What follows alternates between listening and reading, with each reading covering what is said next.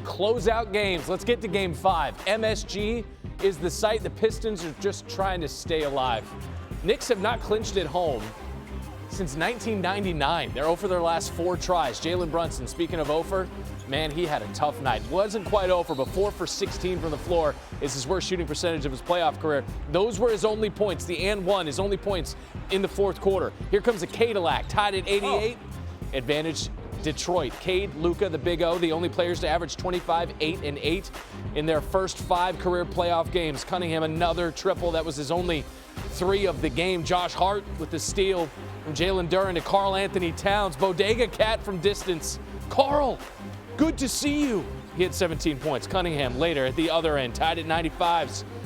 Eventually going to find its way to Jalen Duren, who had 9 points and 14 rebounds. Josh Hart falls awkwardly, and Tom Thibodeau had to use a timeout in order to get Hart off the floor. That left him with 1 for the final 3 minutes. 1 timeout for the final 3. So when Jalen Brunson tweaks his ankle, he has to leave the game.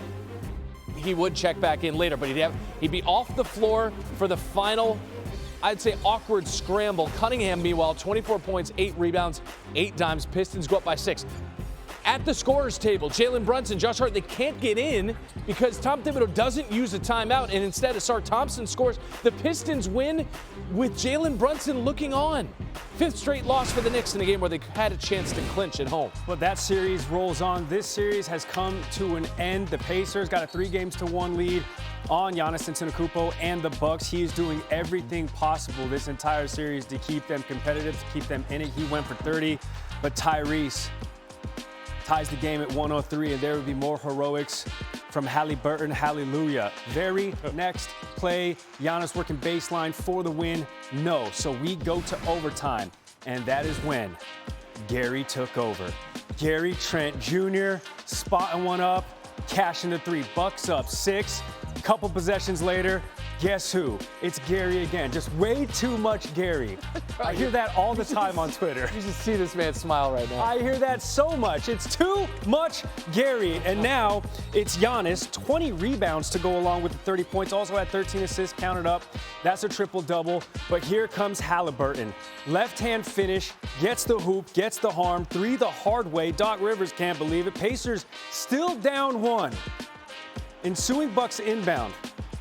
Gary Trent Jr. scored the first 12 points in overtime for the Bucks, but he also had 2 turnovers. It hit him in a bad spot, Randy, which is where? Oh, right in the hands. Both of them. Yeah, both of them. Costly turnover. How will the Pacers take advantage of? Very next play, 8 seconds to go. You got a mismatch. This is exactly what Milwaukee wants, is their do-it-all defensive player of the year, Giannis, but he got blown by Tyrese, who had 26 points. And that's going to do it. Tyrese Haliburton, who just last week was voted on by his peers in that poll by The Athletic that said he was the most overrated player in the league. And how about his dad, John, going onto the court and saying some things that Giannis would take exception to. He gave him a minute to clear, but then they went forehead to forehead. Randy Scott and Gary Striewski with a lesson in topography, actually. 5280 across Denver's chest, which indicates, of course, 5,280 feet above sea level. I was going to guess population. Yep. I was. Probably in years past. That's on me. Maybe like the 60s or something. All right, Game 5. This series is tied 2 games apiece. Denver trying to regain home court because it goes Denver, LA, Denver. Jokic to Jamal Murray. Triple, 1 of 8 that he had in this game. Nuggets up 17, and then, that's sick, Aaron Gordon, the high flyer. He had 23 points, which is a good sign for Denver because they are 7-1 in the postseason when he goes for 20 or more. Second life for the Nuggets here on the offensive rebound. Russell Westbrook came off the bench and gave the Nuggets 20. First time coming off the bench, going for that number in his career. The lead is still double digits. Christian Brown, he can get some too. 99-83 as we enter now the fourth quarter. Nuggets trying to stave off the Clippers. James Harden, no. He only had 11 points. We're going the other way. It's the blue arrow. Nuggets 112-90, and they were not done. Jamal went for 43, turnaround jumper. In your face. 6th career playoff game, going for 40 or more. That passes who? His teammate, Nikola Jokic. Nuggets get the win. They can close out this series in Game 6. Speaking of closing out, that man can close out the Magic at home. Celtics 31-0 is their series record when they're up 3-1 as they were last night. I'll take that. Jason Tatum poking it away from Paolo Banchero to Jaylen Brown. Oh, so good. Proving that crime does pay, which I learned watching The Town. I just didn't see how it ended. I assume well. It's not going to be who? I assume well. You and me and Shy. It's Jason Tatum dunking over Wendell Carter Jr. And then Brown driving on Banchero. Oh. Yeah, and he would draw Banchero's 5th foul of the game. You only get 6, so Banchero had to watch a lot of the second half. In the third quarter, Brown and Tatum combined for 24 points alone. The Celtics up 1 after they made free throw. Give Orlando credit, man. They posed problems for these green, but Tatum was 4 of 5 from distance. Celtics were 13 of 18 from 3 after an 0-for in the first half, and then Tatum triple. He had 35 points in 3 straight playoff games, tying Larry Bird's record. They get the winner of the Knicks and Pistons and the extra rest. Knicks coach, that's a Gone Baby Gone reference. We could go a little bit more current, but Tom Thibodeau said post-game, Alan, it was a quote-unquote coach's decision to not call a timeout late in the fourth and get Brunson back out there and get Josh Hart back out there. You were at the game. How do you explain this?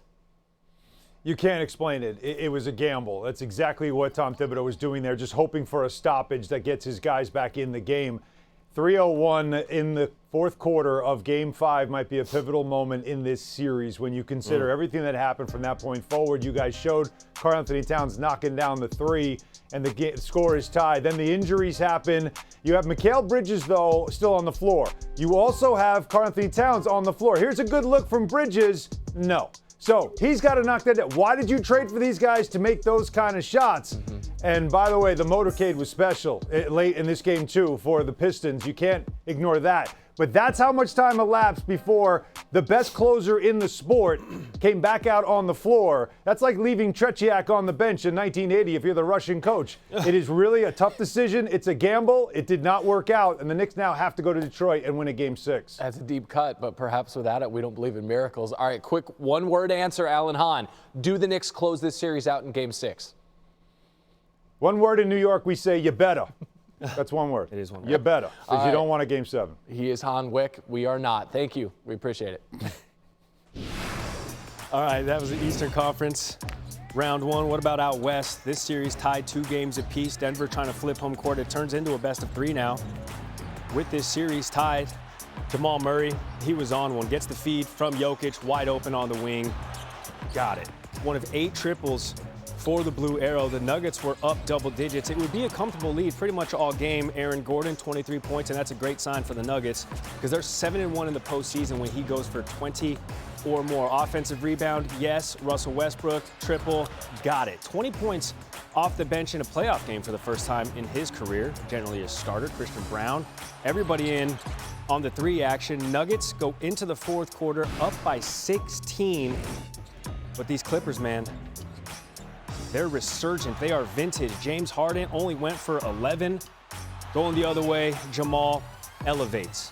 The air is thinner, so it's a touch easier. By the way, Jokic, 21st career playoff triple-double. Only Magic and LeBron have more. Jamal falling away, 43 points. His 6th career playoff game with 40 points. I think it's the emotions of the game just got excited there. But I talked with him. I'll talk with Giannis eventually about it. Just, I don't think that my pops was in the right at all there. I believe being humble in victory. That's how I am. Now there can be a lot of people out there that are like, no, when you win the game, you gotta tag. It's a green light for you to be disrespectful towards somebody else. I disagree. I've won the championship. They haven't. Unfortunately for Giannis and those Bucks, that's now 3 straight seasons with first-round playoff exits as we welcome in senior NBA writer Brian Windhorst into the program. Windy, fantastic to see you. Post-game events aside, Tyrese Haliburton, a fantastic performance. How big was this moment for him? This is enormous. This is what he's been building towards throughout his whole career. Not even making the highlight was his dunk at the end of regulation that got them to overtime. But the statement that was really made by the Pacers coaching staff and their belief in Tyrese Haliburton, because did you see the play they called? They isolated him on Giannis. Look, Siakam sets the screen. They know Giannis is going to be the defender, and they just trusted him to make a play. They're behind. This is not like if this misses, you keep going. That's an incredible show of trust in Haliburton. He was obviously having a huge game and getting to the basket. And his iconic moment there, him standing on the scorer's table. I mean, that's a Dwayne Wade moment. They made Dwayne Wade's moment into a statue. That was Tyrese Haliburton's moment. And they go into the next round against the Cleveland Cavaliers with incredible momentum. This team went 14-4 down the stretch of the regular season. Now goes right through the Bucks and Giannis Antetokounmpo for a big matchup with the Cavs. Second straight season, the Pacers have dispatched the Milwaukee Bucks in the first round of the postseason. Of course, after the game, Giannis asked if he thinks he can still win an NBA championship in Milwaukee. He said he wasn't going to talk about it. That doesn't mean we can't talk about it, Windy. So what should we be watching for now that Milwaukee season has come to an end? Yeah, this is the cloud that is looming over the Bucks franchise, and something that everybody in the NBA who wants to acquire a superstar like Giannis is now watching with a laser focus. And it's been very clear. He has not talked about this. His representation has not had any time for anybody who wants to talk about this. They have not wanted to make this an issue. But there's a devastating stat out there that is just an indictment of the Bucks and where they are, and I'm going to give it to you right now. The last 10 games that Giannis has played in the playoffs, 10 playoff games now when he's played, he has averaged 30 points, 15 rebounds, and 6 assists. And the Bucks are 1-9. He has an incredible game last night, 30 points, 20 rebounds, 13 assists, and they can't win. That is really what Giannis has got to square and look at and try to make a decision in the future. And a big chunk of this league is going to be waiting to see a signal from him about what direction he wants to go.